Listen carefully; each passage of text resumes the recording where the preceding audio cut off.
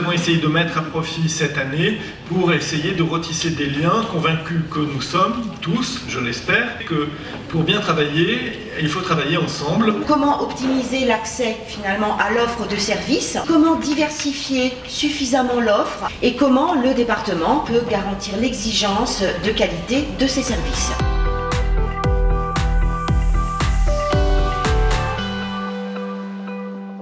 On accueille très favorablement le fait que les associations soient partie prenante en fait, de la démarche, qu'elles puissent exprimer leur position, leur point de vue, leurs alertes. Un observatoire dans l'enfance a été réactivé.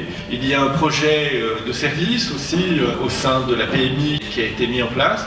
Un comité dit technique regroupant le département, la CAF, la MSA, le RSI, la CARSAT et l'ARS. Et l'éducation nationale. L'élaboration du schéma de cohésion sociale que nous voulons effectivement finaliser au cours du premier semestre 2017. Cette réglementation tarifaire qui a changé, on sent bien que la volonté de l'État est de la faire changer aussi assez vite dans le secteur médico-social. L'objectif, il n'est pas de dégager des économies pour faire la politique, il est de revoir nos paradigmes d'exécution de la politique pour dégager des solutions viables les plus qualitatives possibles et dans un souci d'économie. Il faut qu'on soit tous acteurs de cette mobilisation-là dans les territoires, sachant que c'est pas évident d'être présent partout.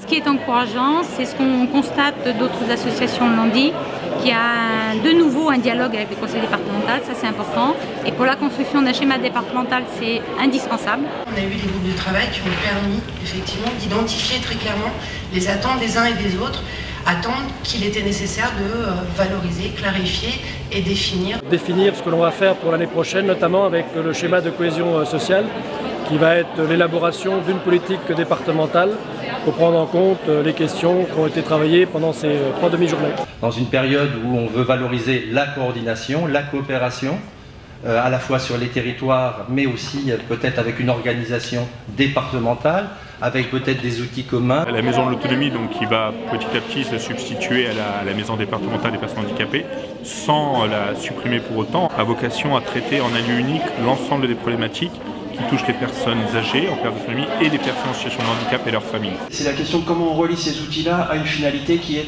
d'améliorer les réponses apportées sur le terrain, et ça passera avec d'autres acteurs derrière, je pense notamment à l'ARS, à l'élaboration de diagnostics territoriaux partagés. Les personnes peuvent avoir des difficultés qui sont convergentes, mais les réponses ne peuvent pas être les mêmes. Comment est-ce qu'on peut apporter des réponses différenciées selon les publics en partant d'une même structure ou d'un même métier? Pour l'ensemble des acteurs, c'est important d'avoir ces moments d'échange.